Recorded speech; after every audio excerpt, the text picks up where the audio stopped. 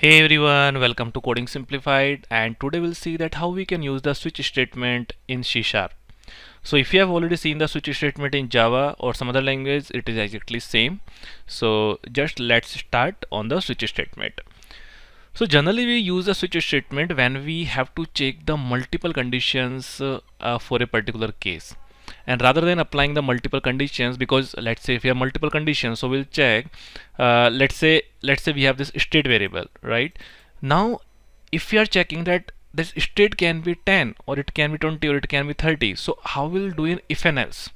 We'll check that if x equals to if state is equal to 10, then print state is 10. If let's say if state equal to 20, then we'll say the state is 20. Let's say then we'll again say else if state is 30, then we'll put state is 30. So it means if you say that if we want to check for the multiple conditions, then in this case we have to apply multiple if and else. So it's kind of alternative to that thing, if and else, that rather than putting the things in if and else, why not use the just fixed thing, and then we use a switch case here. So we use the switch thing here. And how we define this? So we say, let's say if I have defined state equal to 10, now here I define what I want to check here. So I want to check the state, and now I want to check that based on the value of the state, execute that functions. That is my aim. So what I do here, I define the here I define the value which I want to check. Now it says that which case you have. Let's say if my state is 10, then execute this statement. State is 10. If my state is 20, then I say print this statement, right? If my state is 30, then execute this one. Now you see that we have a break statement here. Break statement says that as let's say if my state is 10, execute this statement, and after that break from this switch statement. So after that it will go out of the loop. So let me show you how it happens. And if I say out of switch, now what would happen that here my state is 10. So as soon as, let me even in fact show you via debug point so that you will better know how it is happening. So we have started a debug point, and then it will basically hit our debug point here at 10. Now let's execute further. Now my state is 10, so what will happen? It will go inside this one, right? Because my state is 10, so it's going here. After that it is executing the value. So you can see here that it has printed the state is 10, and then it will break out of the loop, and now it will print out of the switch. So you can see it has printed out of the switch, right? So this was about the break statement. Now if you see that we have the another thing which is default. So default says, let's say if my state is 40, and then it says, let's say if no case is matching, right? I have defined state equal to 40, and if no case is matching, then in this case what you want to do? So what we have for that, we have this default option. It says that if the value is not matching, so it will go in default and it will execute whatever the values are here, and then it will break out of the loop. So let me execute this one again, and then you will see.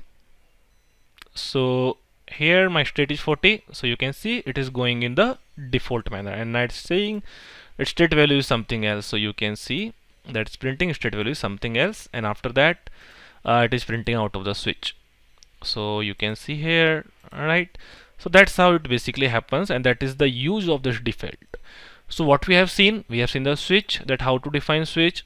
We define the value here, then we put all the cases, and then we put the default.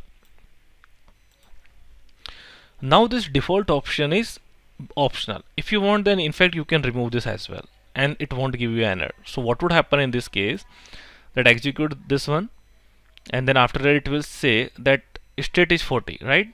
So it will go here and it will check that no value is matching, so it won't do anything here, and then it will just print out of the switch. So you can see, right? It means this default option is basically, it's from the name itself you can say it's a default. If you want to print it, it's on you. If you don't want, then it's fine, right? That's another thing. Now there's one thing as well, that here we can have the multiple statement here. Like this was one statement, you can have like more statement as well, that state is 10, and again, right? So let's say if I have this one, so what would happen, that it will execute whatever statement we have here. So let me just go here,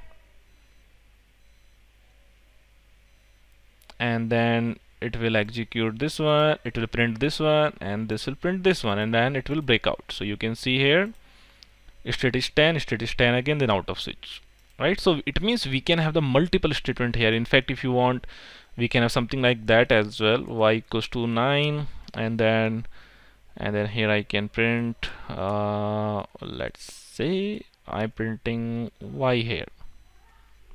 So that is perfectly fine, and if you run the application, it will execute as it is, right? So it means what we have seen here, you can see, let me just show you that 9, it printed 9, then it's printed this one, then it printed this one. So it means we can have multiple statement for a particular case. It's just that we have to put in that in the after the case. So this is basically the value, right? So that's all about the switch statement, and in case if you have any doubts, then please write in the comment section. I will try to explain that. And so that's all guys, and if you have liked the video, please like it, and please subscribe to our channel for more such videos. Thank you.